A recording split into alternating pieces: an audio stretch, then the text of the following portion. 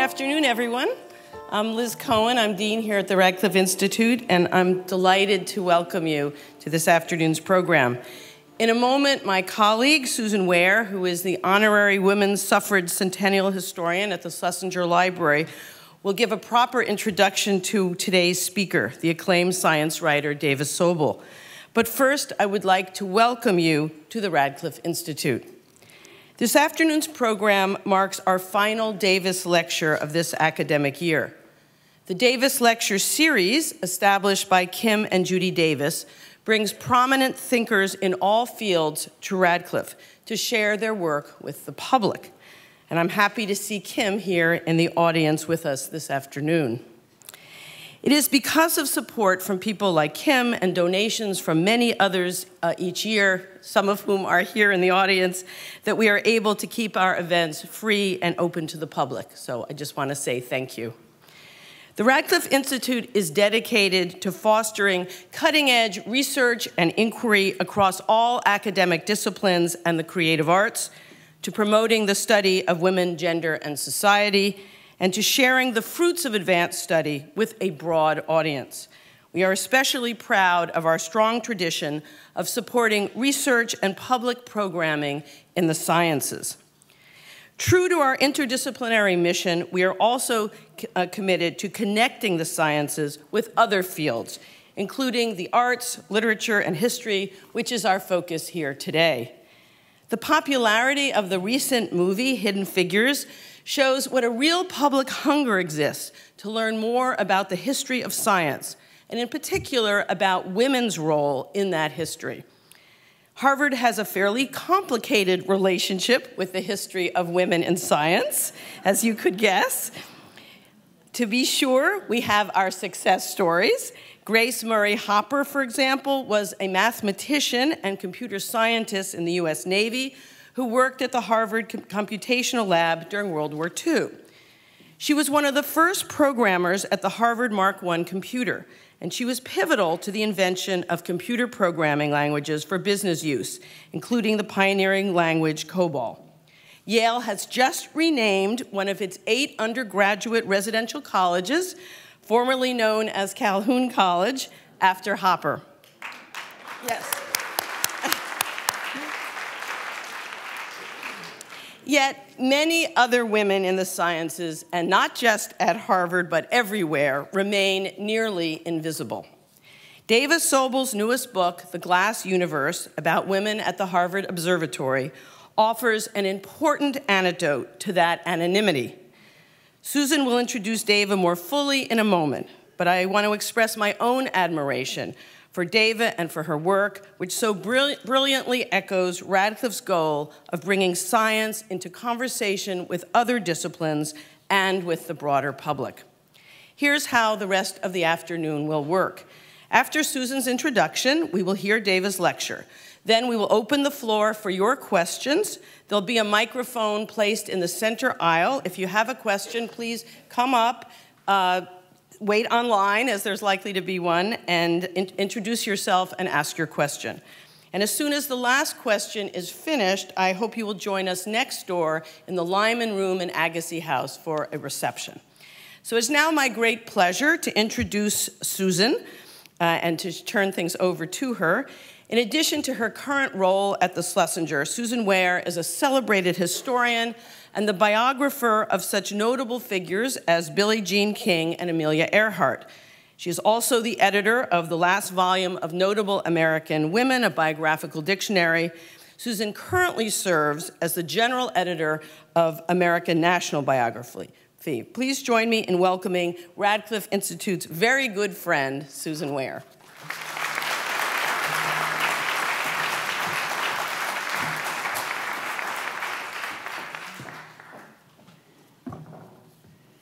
Good afternoon. I first developed an appreciation for the challenges of scientific biography when I served as editor of the final volume of the biographical dictionary Notable American Women. It was hard not to feel a real soft spot for the women scientists we profiled. They were all independent, spunky women who battled sexism, discrimination, nepotism, and more to just do what they loved best, their research. Our authors usually rose to the challenge of telling the biographical details of these women's lives in science, but it often proved much harder for them to describe their subjects' actual scientific contributions in terms that our general readers could understand. And that is when I began to appreciate good science writing. And there is no better role model than Dava Sobel, a master storyteller who not only makes science come alive, but makes it fun.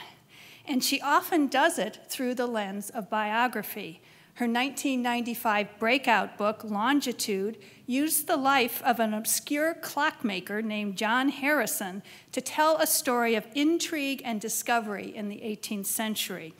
Her next book, Galileo's Daughter, in 1999, put a personal cast on the story of the great scientist, grounding the story in the relationship between a father and his daughter, who was a cloistered nun. In 2005, her next book, The Planets, offered what I suppose could be seen as a biography of the solar system.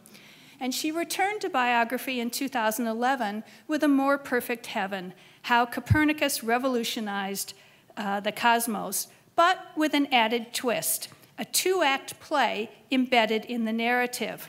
How many writers could pull that off? Well, Dava did, which is testimony to her years of experience as a writer for publications such as the New York Times, Harvard Magazine, and the New Yorker. And she not only writes science, she teaches science writing, including a recent 3-year stint at Smith College. She told me proudly that one of her students had recently been accepted into MIT's graduate program in science writing. Now, we're here today to hear her talk about her most recent book, The Glass Universe, How the Ladies of the Harvard Observatory Took the Measure of the Stars, published in December by Viking. This is very much a Harvard story, and as Liz Cohen alluded to, Harvard stories involving women do not always end well, but this one does. Under the leadership of Edward Pickering and with the financial support of Anna Palmer Draper, an extraordinarily talented group of women found a congenial and supportive, if not especially well-paid, place to pursue careers in astronomy that literally changed the field. One of my favorite characters is Annie Jump Cannon, in part because her middle name captures so well the hoops that women had to jump through to pursue careers in science. But like Elizabeth Warren, they persisted. There is a phrase that astronomers use when they experience optimal atmospheric conditions. They say they have never enjoyed better seeing. That, I predict, is what Dava Sobel is going to offer us today on this fascinating topic.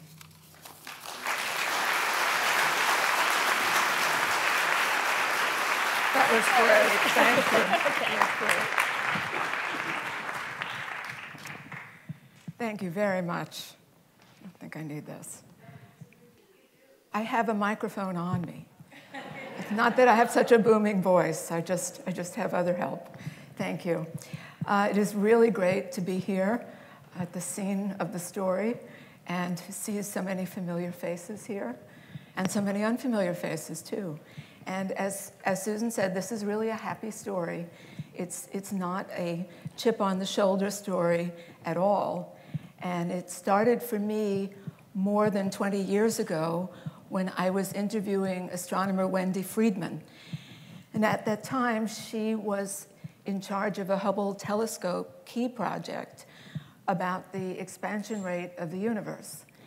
And she mentioned the name Henrietta Swan Leavitt as someone whose work had been fundamental to the Hubble study in progress. And I'd never heard of her.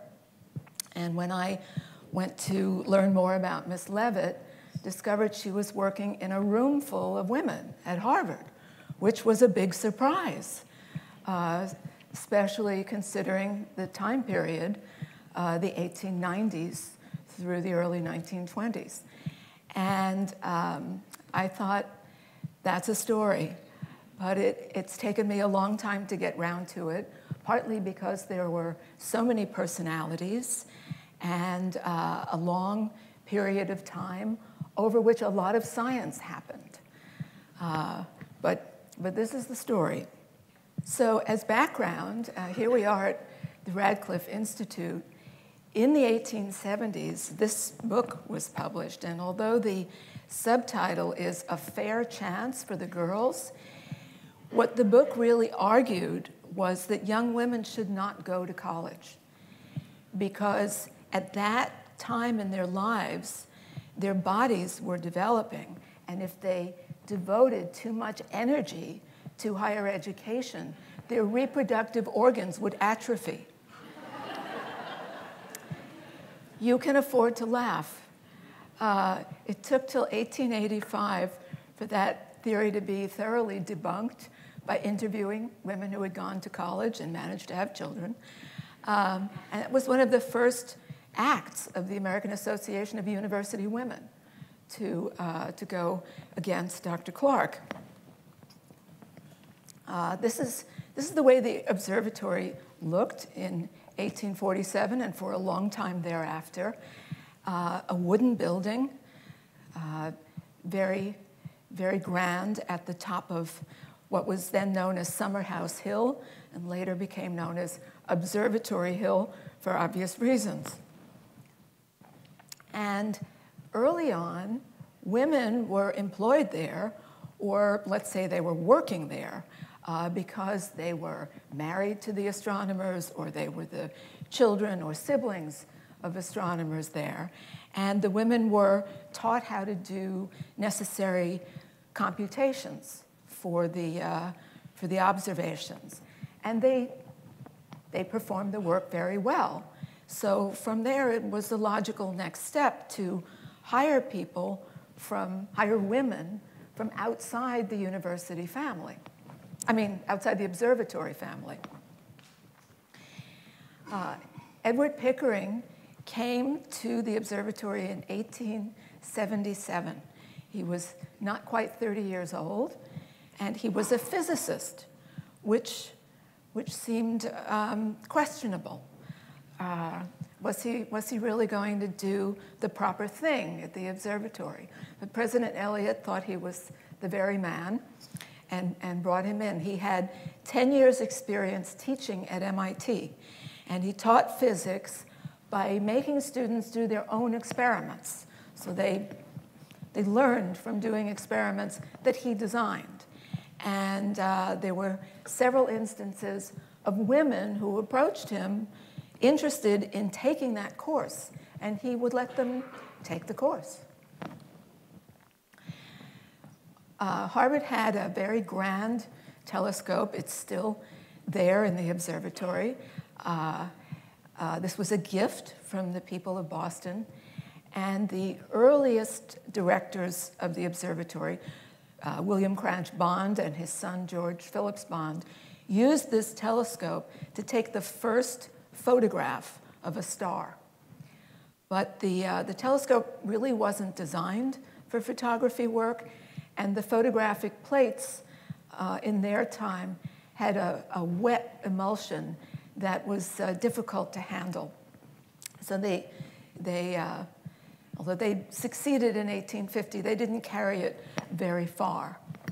And Pickering was very interested in photography. His younger brother was teaching it at MIT, and he really saw it as the wave of the future. Some people were opposed to photography. How could a photograph do what a trained observer's eye could not? But because the photographic plate can gather light over time, stars would appear on these plates that had never been seen by the most skilled observers using the most powerful instruments. So it caught on. And Pickering began amassing what I like to call the glass universe, this phenomenal, unique collection of 500,000 glass plates, which is still here today.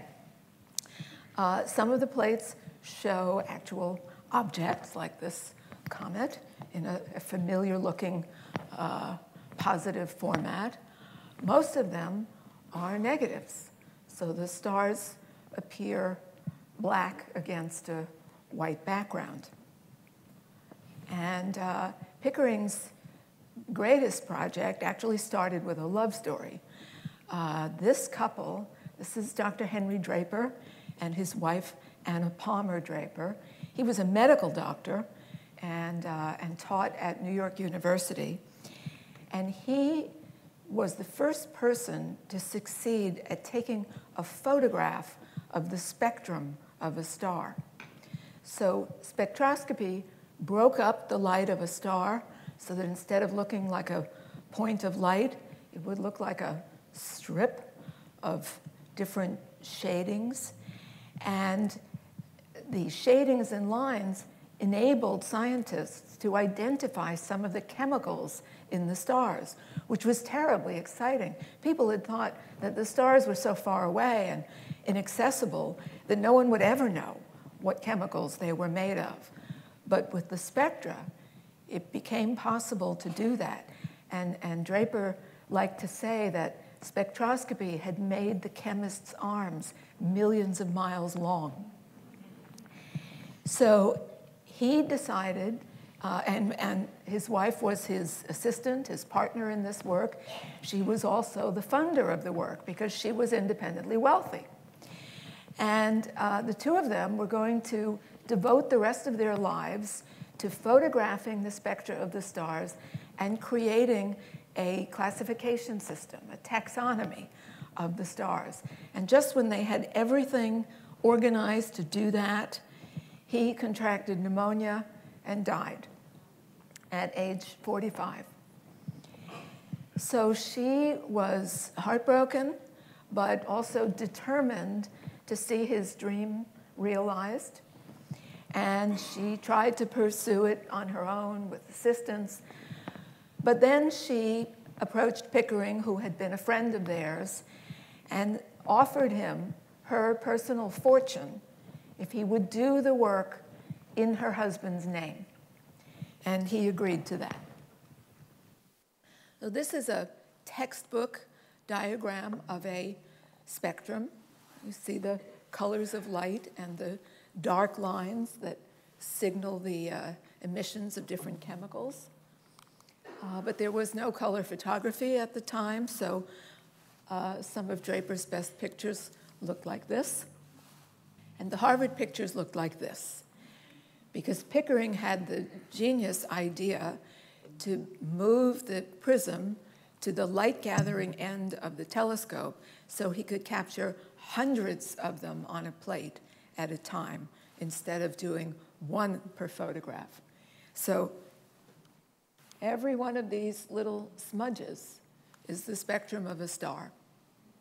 And the women used this type of image to create the classification system.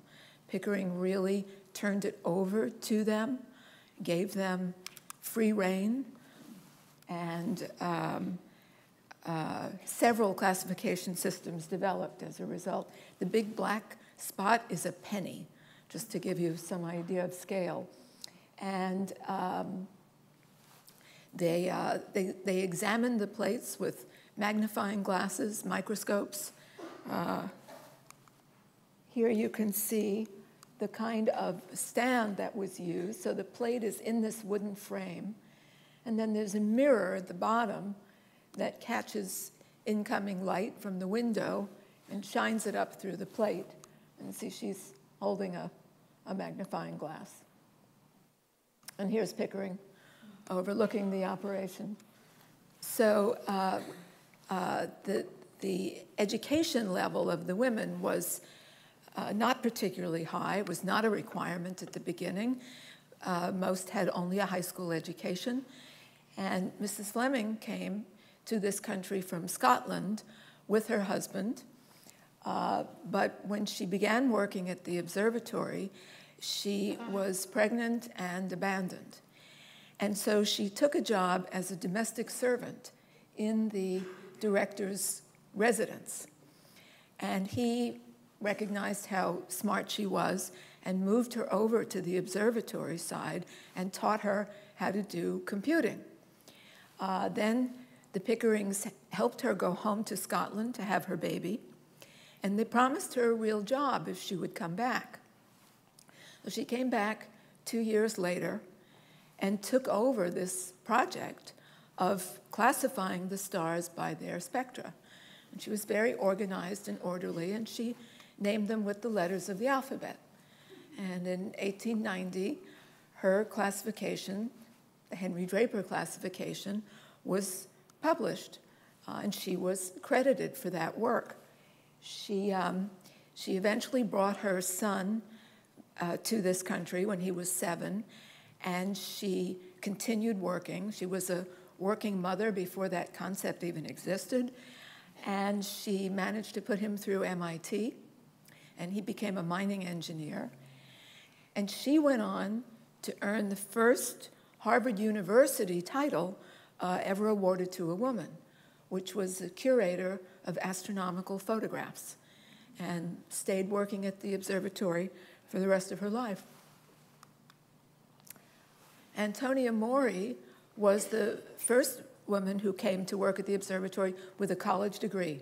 She was a Vassar graduate, and she had 8 semesters of astronomy at Vassar with Maria Mitchell, really the first recognized American woman astronomer.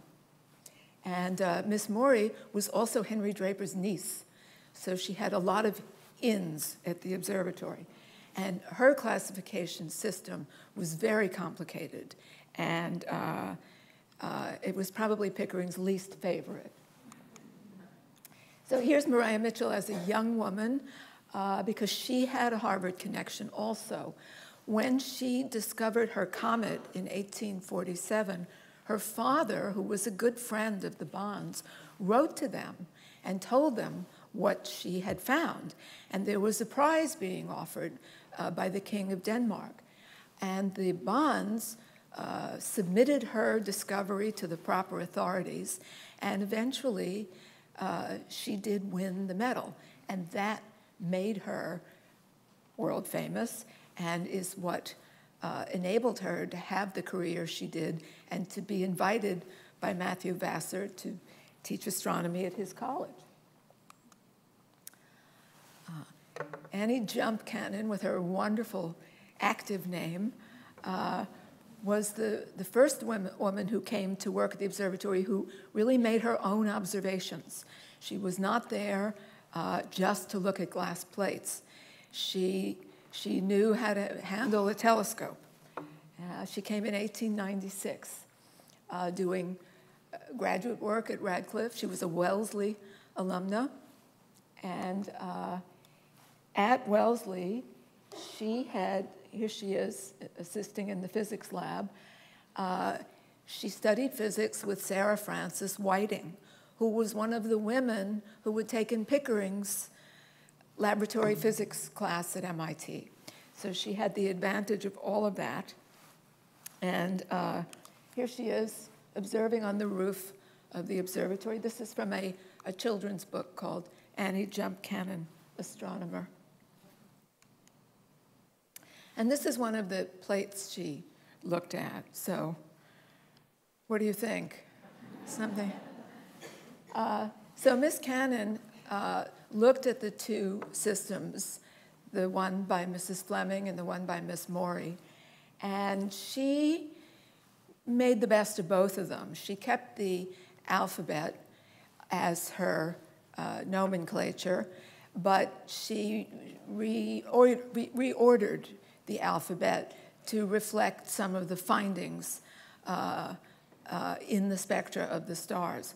So instead of going in alphabetical order, her alphabet went O, B, A, F, G, K, M, which generations of astronomy students have learned to memorize as, oh, be a fine girl, kiss me, or be a fine guy, kiss me. So one of the treasures here in the Harvard archives that helped me separate the women by their strong personalities was the collection of Miss Cannon's diaries. She was a lifelong diarist, and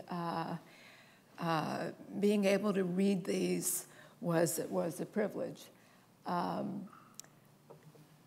handwriting was not great, as you can see. That slowed me down for a while.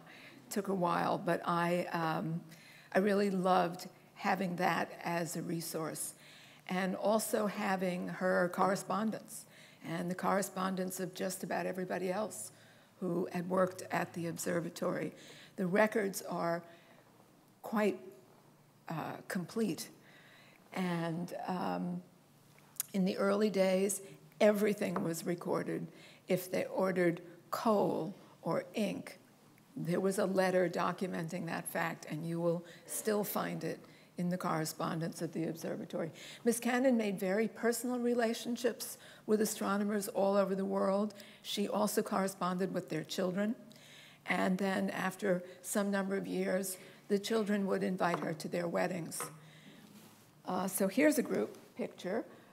This is Miss Cannon. This is Arville Walker, who was a 1907 graduate of Radcliffe. This is Margaret Harwood, a 1900. No, I've got them backwards. Arville Walker was 1900. I'm going to look that up later. One of them was 1906 and the other is 1907. But Miss Harwood was the first person chosen by a relative of Maria Mitchell's to have a Nantucket Fellowship. So Maria Mitchell's home on Nantucket became an observatory, and her relatives wanted to provide funding for a young woman to spend part of the year at Harvard and then the rest of the year at Nantucket doing research and also teaching astronomy to the local people. And she was Miss Harwood was the first person to win one of those fellowships. And the family, it was Lydia Swain Mitchell, Hinman was her married name, who started this project. And she and the rest of the family liked Miss Harwood so much that they decided to make her the permanent fellow and the director of the Nantucket Maria Mitchell Observatory. And she kept that position for more than 40 years. So then Miss Mitchell had to come up with or she volunteered to come up with another fellowship, since Miss Harwood was now the permanent Nantucket Fellow. So they created a second fellowship, and they wanted to name it the Harvard Astronomical Fellowship for Women. But President Lowell objected to that because Pickering was going to have charge of this fellowship, of choosing the people and giving out the money. And Lowell didn't think that any fund controlled by an individual should have the Harvard name. So they changed the name to the Pickering Astronomical Fellowship for Women. And they were very happy with him because they felt he had been so broad-minded and fair in his treatment of women. One of the things he did to make the plate collection really complete was send a deputy to South America to find a place to erect a telescope so that pictures of the entire sky could be taken, not just what was visible in the skies over Cambridge. And this was what was euphemistically called Mount Harvard. Very rough at the beginning. It wasn't that great a site. They moved to a site near the town of Arequipa in Peru and really created what I think everyone will agree looks like a very legitimate observatory in the shadow of an extinct volcano, El Misti, actually a dormant volcano, not quite extinct. In in the building that has the dome. There were several telescopes at the site. But this large telescope, which is now, parts of it are now on exhibit in the Science Center in the show about scale. This is called the Bruce Telescope because it was paid for by another heiress charmed by Pickering, Catherine Wolfe Bruce of New York. She learned that he needed $50,000 to build this telescope, and she wrote him a check. This is Solon Bailey, who was Pickering's assistant, who went to South America and chose the spot and did much of the work. And this is his wife, Ruth Poulter Bailey. Bailey knew he'd be down there for years, so he took his family. They had a young child, a son, who later became a professor of botany at Harvard, Irving Bailey. And so they had nice times too. They had picnics. And Bailey was most interested in these objects, which are called globular clusters, for maybe obvious reasons. And one thing he tried to do was to count the stars in the globular clusters, which was challenging. And they did that by creating a grid on another piece of glass that they could put over the photographs and then count the stars per box. And the husband and wife would each count, and where they didn't agree, they could average. And she also did a lot of the meteorology work, because that was very important to understand the weather at several stations around the country. So Henrietta Leavitt, the one whose name I learned first, as she came to work at the observatory in 1895, she was a Radcliffe graduate, and she was given a lot of the plates from South America, from the Bruce telescope and the other telescopes, and her job was to look for variable stars. Bailey, too, was very interested in the variable stars. Some of those clusters were full of stars that changed their light over time. So he was not only counting the stars, but he was looking at them in series of photographs and noticing how their brightness changed over time. And Miss Leavitt was looking at other objects, looking for variable stars. Here's one of her plates. So this is the Small Magellanic Cloud, which can be seen only from the southern hemisphere. And she found about 1,000 variable stars in it.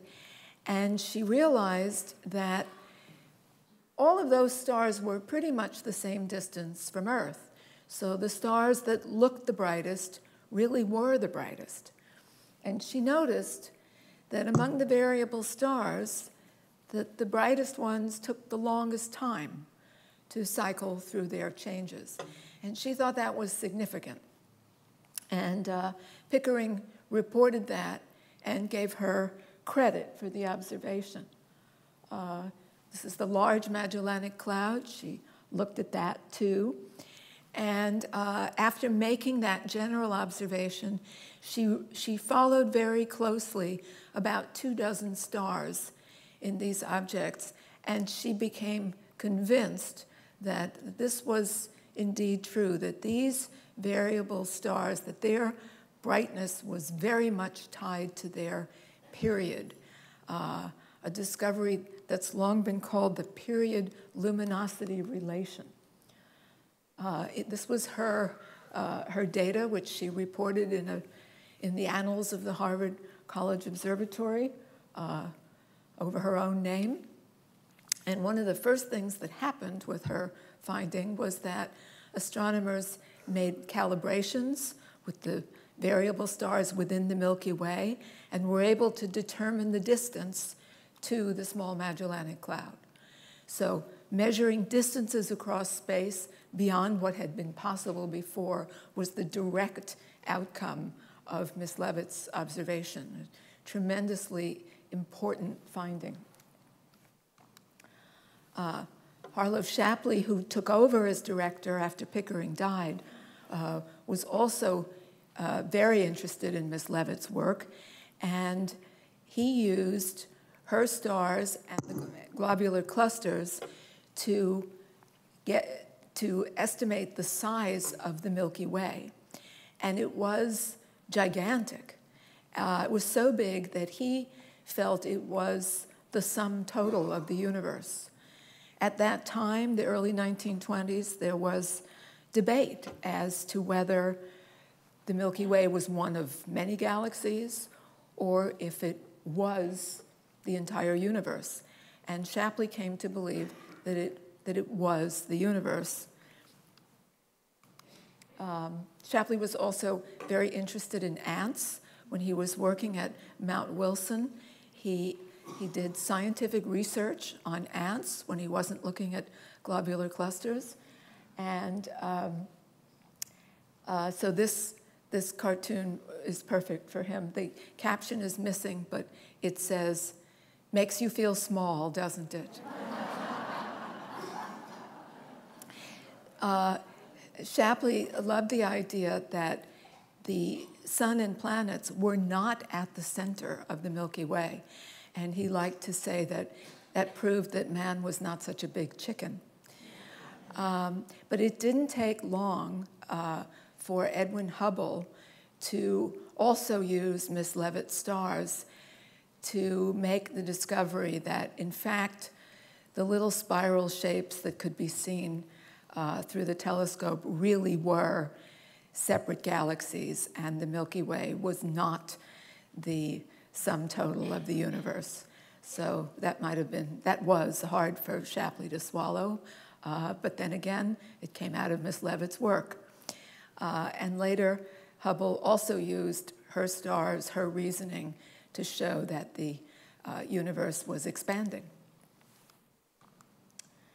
So I mentioned Margaret Harwood earlier, and she was the director at Nantucket, and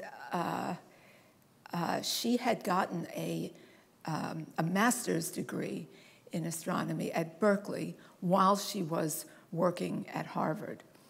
And when Shapley came, he had formed a very close bond with her. She was one of his favorites. And he often visited Nantucket, gave talks there in the summertime. And he had the idea to create a graduate program in astronomy at Harvard. There had not been one, so that's why she had to go to Berkeley to get her graduate degree. And the only money he had to support graduate students were these Pickering fellowships for women. And as a result, since the money was specifically designated for women, he had to find graduate students at the women's colleges.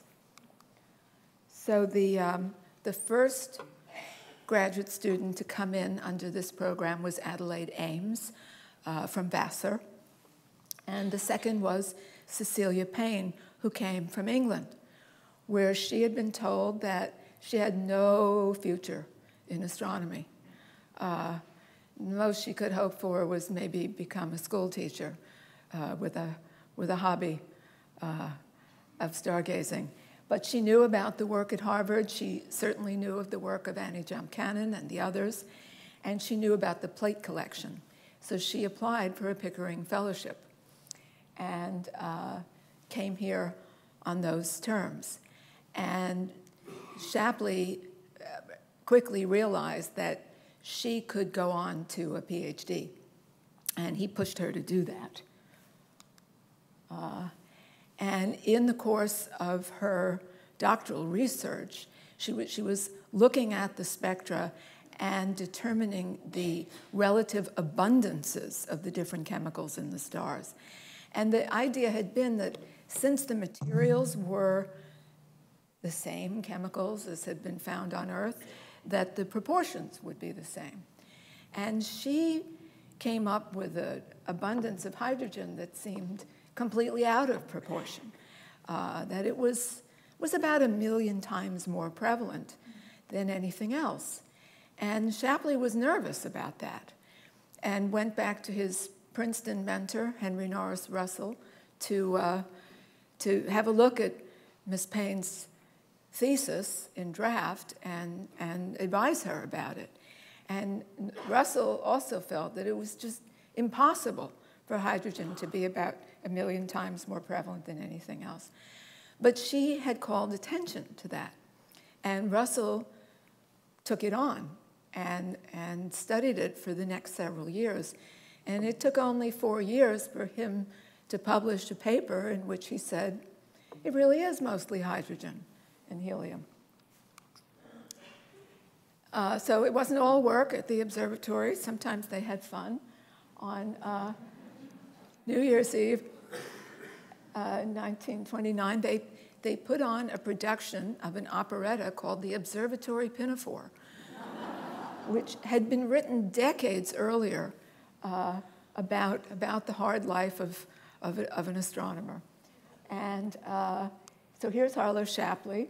His daughter Mildred was part of the computer chorus. This is Adelaide Ames, a graduate student. This is Miss Payne. And this is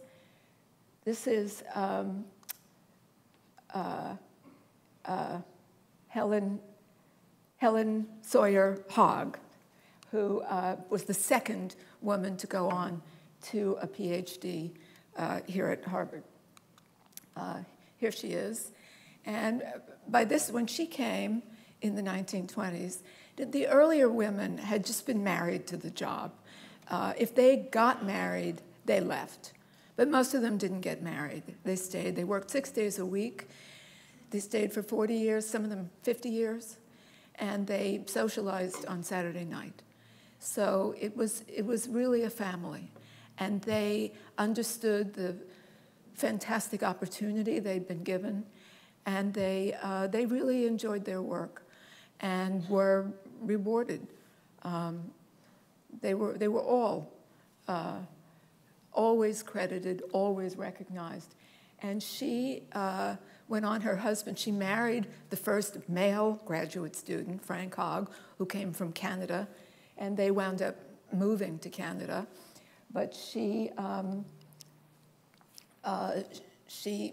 pursued her own research, and after he died, she continued his research and was also a very skilled popularizer of astronomy, and wrote a newspaper column, and won prizes for her writing. So this is the whole picture of the little the blow-up we saw at the beginning. This is Miss Cannon. This is Miss Leavitt. This is Arville Walker. So the picture strikes some people as demeaning. It is called the paper doll photograph, after all. But I want to emphasize that their situation was unusual in the amount of respect and recognition they got. They became members of the American Astronomical Society.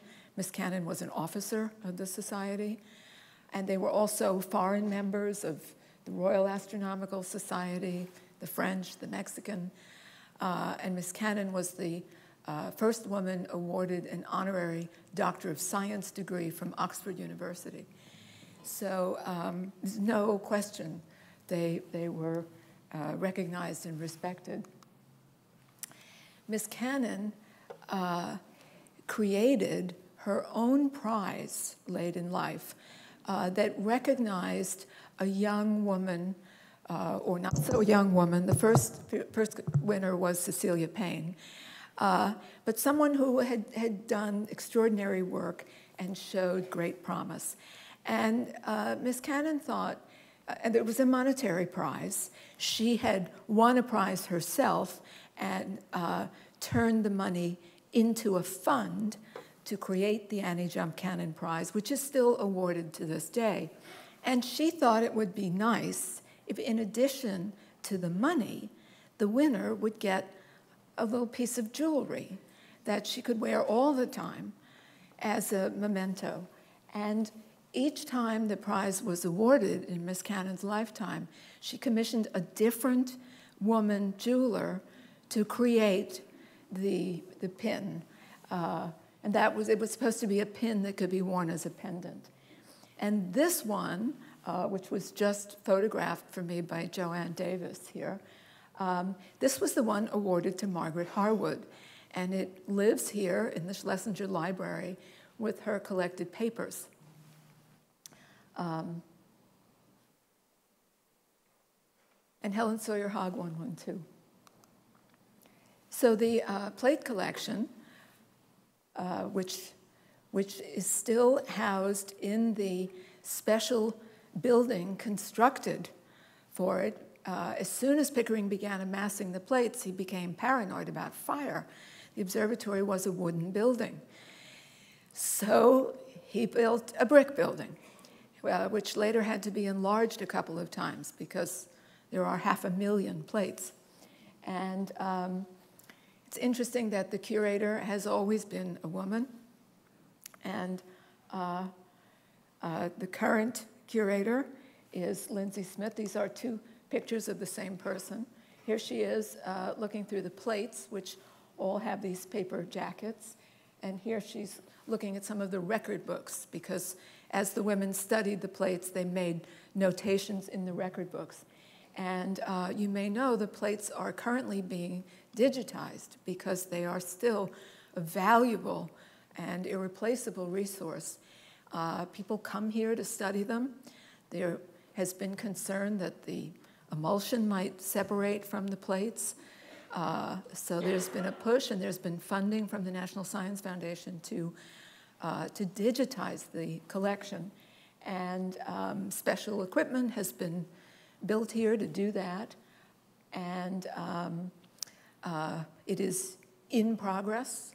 It suffered a minor setback about a year ago, and there was a water main that burst under the brick building. You know, the irony, Pickering worried about fire, but there was a flood that submerged about 60,000 of the plates, but all is well, and they continue. How many people have seen Hidden Figures? Okay. So this is Alyssa Goodman, who's professor of astronomy here at Harvard. I call attention to her T-shirt, which is not quite the NASA T-shirt. And you know, to me, Hidden Figures is more about race relations in the United States than it is about computing or astronomy. But it is a very important movie, and we're all in favor of it. Professor Goodman was one of the people I enlisted to read my manuscript as a technical expert, and she kind of dropped the responsibility on the astronomy because she got so surprised by the work of the women. And she said she'd heard their names as a student, and certainly now she works here. She knows they had something to do with Harvard, but she always thought that they were doing something cute or quaint, and she didn't realize that they were actually doing science, and very important science at that. So she was so excited that she agitated for me to be able to have my book launch in the observatory, which happened, and which made me very happy. So here they are again. This is Margaret Harwood. This is Antonia Mori. This is Cecilia Payne. Arville Walker. And here's Miss Cannon, too busy to look up, working to the last. And I enjoyed working on this book tremendously. I mean, it just always seemed like such an important story to me, but now it seems even more important because of current events, because of an increasingly anti-science attitude that I fear is abroad in the land, and we all need to do whatever we can to tell true stories about science. and to make it clear that women have always been interested in science. It's not a brand new thing. There are some inspirational figures in the past whose stories can be revived. And Marie Curie, although she's the only female scientist that many people can name, she's not the only one. So we want to put some more names out there. Thank you.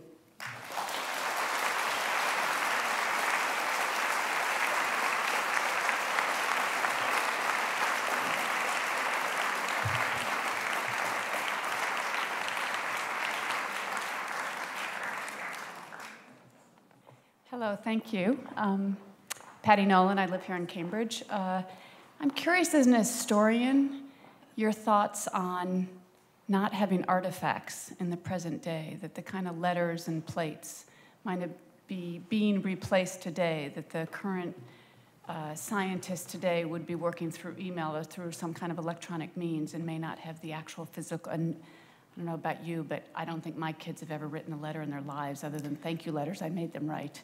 Yeah. As opposed to all of us who probably have letters that we wrote back and forth many years ago. And that was a source of a lot of what your understanding of the people were. So whether that will influence future historians as they look back on scientists. I'm sure that will. And I started thinking about that with Galileo's daughter because I read their correspondence or her letters to him, which he had saved. And that was so meaningful, not just the content of the letters, but the things that had been spilled on them and other clues like that. And the way it made me feel was, I'm glad I won't live that long. That I think it's a different sort of record. And much is gained because there's much more material, but a lot is lost as well. Hi, Dava. I'm Melanie Wallace. I'm a producer Hi, from Melanie. Nova. How are I just you? want to let everybody know we've made 2 films with Dava Sobel, one on Galileo's daughter and one on the Longitude story. Both of them are available online. Go to YouTube. Don't tell anybody I told you. Also, I just wanted to say that many years ago, I worked with Phil Morrison from MIT, and we did a film in the Glass Plate Library, and we focused on the work of Cecilia Payne and told the story of these amazing women. And that film is called Atoms, The Ring of Truth. It's on YouTube. Anybody can see it. It just gives some background to Dava's book, which is fabulous. Great, thank you. Thank you for pointing that out. Hi, Dave Sobel, a science writer with a strangely familiar name. It just happened. In the book, you quote Mrs. Fleming as saying that women's patience, perseverance, and method in many things were superior to men's. So having done all this research, what do you make of that? Was it true then? Is it true now? Well, she thought it was true. And some people felt that women actually had better pattern recognition skills. Mariah Mitchell is on record as saying, I'm going to mangle this quote, but it's something like, the hand that guides the needle helps the eye at the telescope. That the skills that girls were taught in her day actually made them better observers. I have no evidence for that, but it was something people thought. The big complaint Mrs. Fleming had was not being paid enough. And that was the downside of the wonderful opportunity they had. And I think as forward-thinking and broad-minded as Pickering was, he knew he was getting a bargain because he could hire the women more cheaply. Hello, my name is Joan Shaw, and I live in Cambridge. And I want to make a comment, and I have a question. In 1995, a friend in Edinburgh went into a thrift shop, and he found the birth certificate. Was longitude about the chronometer? Mm-hmm. He found that man's birth certificate in Edinburgh in a charity shop. My other question is, have you ever had a conversation with former Harvard president Larry Summers about women in science? That's a good question. No, I have not. But the review of The Glass Universe that ran in the Boston Globe started with a comment about Larry Summers and how if he had only looked right there at Harvard, he could have found evidence against his argument. Yes? I think this is a fitting segue. I'm Judy Singer. I'm the Senior Vice Provost for Faculty Development and Diversity. My office was created in 2005 in the wake of President Summers' comments on women in science. And I have a question about Cecilia Payne after she became Cecilia Payne Kopashkin. So she was actually the third woman tenured at Harvard University. So in 1958, she did receive tenure from the Department of Astronomy.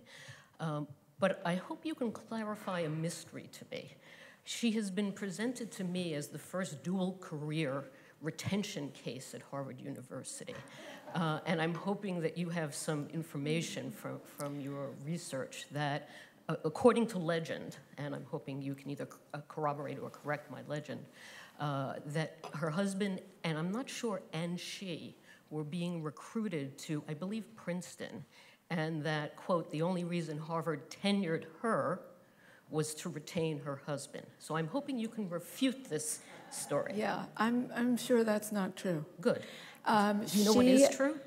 Pardon? Do you know what is true? Well, she met her husband in Europe. She was going to scientific meetings and visiting other observatories in Europe, and he was in truly desperate circumstances. He was Russian, but living in Germany, and he was thought to be a Russian spy, but he couldn't go home because the Russians thought he was a German spy.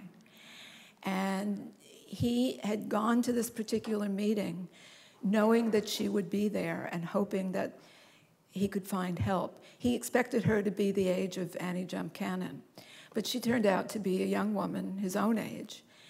And he gave her a written summary of his life story to that point, his situation. He was educated in astronomy.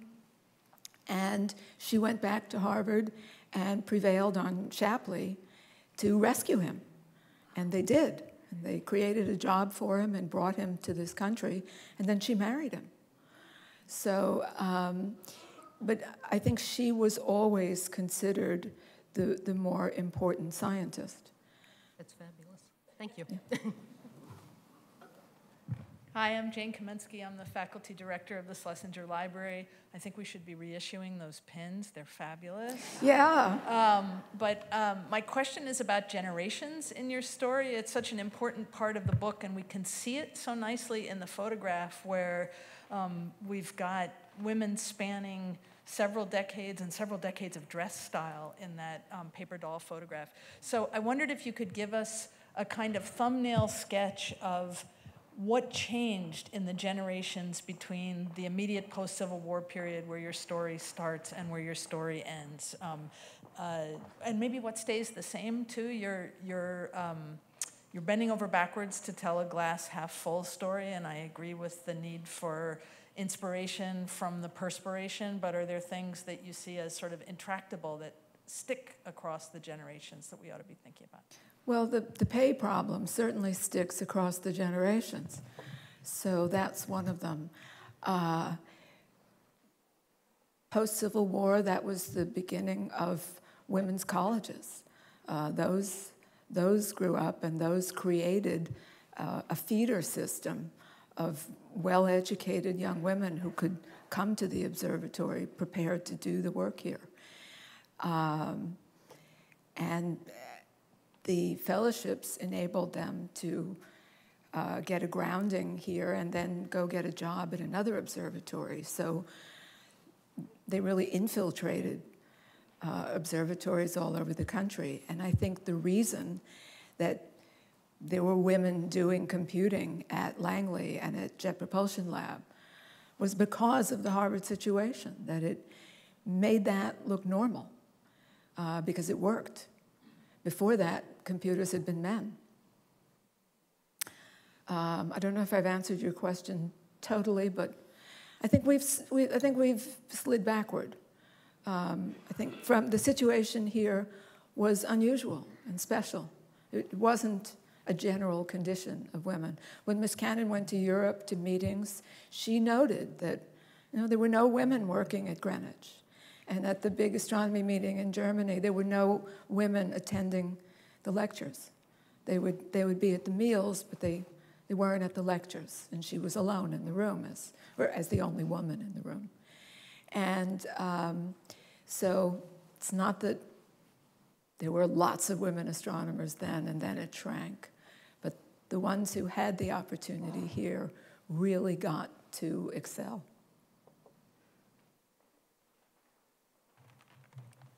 Hello, Ms. Sobel. I'm Sam Terry. I live in Cambridge, and I work in the performing arts. I'm struck by the prose of your writing and your prose in the narrative economy that you kind of find. I'm curious about your discovery of the narrative amidst the history, amidst the science, and how you're able to allow it to become, have momentum, the way a story will have momentum, being true to the history, and also keeping it from flatlining with anecdotes and whatnot, and you do it fantastically, so I'm curious about your process. Thank you. Well, the story is paramount, and this was a great story before I touched it.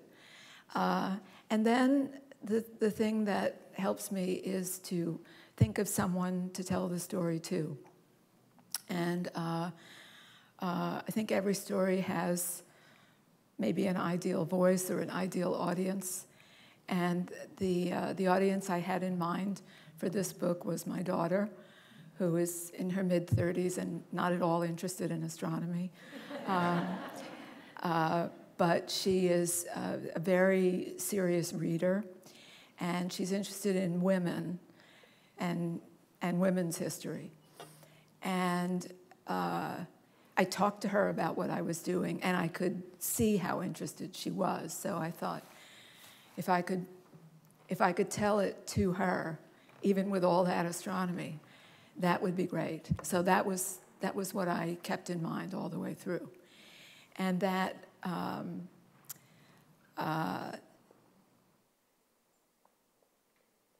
I felt it was crucial to talk about the science that the women did, that it would have been a disservice to them just to skip over it, even though I knew that detailing the science could well make the book less popular. But people like my daughter say that the story carried them, and they kind of whizzed through the science parts as quickly as possible, and they kind of got it enough to have a sense of what went on. Does that answer your question? It does. You personify the science very well, so it invigorates that interest. Okay. Thank you. Yeah, it's having a person in mind on the other end to always think, am I going to lose her at this point? Hi. My name is Maya Miklos. I'm an undergraduate here studying physics. And I was just curious about your comment about the person on the other end. I'm finding your story very interesting, and I'm wondering if there's a message or a lesson that you'd like this generation of astronomy and physics students, both male and female, to take away from the story of the ladies in the Harvard Observatory. Not a message, no. I don't remember who said this, but it's a famous line. If you want to send a message, call Western Union. But just the story itself, that it was forgotten, and it's a great story, and I think it's good for a lot of young people in science to know about what happened here. Hi, I'm Bulbul Chakraborty. I'm a physicist. I am a professor at Brandeis. In physics, astronomy, astrophysics has many more women than physics in general. And what I didn't know is that there was this special fellowship that Pickering had, which then recruited women to go into PhD. And it almost seems to me, after being around these these many years that you almost need a catalyst like that to balance out the numbers. A biologist colleague of mine told me that that's sort of what happened in the life sciences in the 60s when men were drafted for the war and women were readily taken into labs, and then people started appreciating what women did. It seems to me that the Pickering Fellowship did that same thing for astrophysicists and women astronomers. Hasn't happened in physics.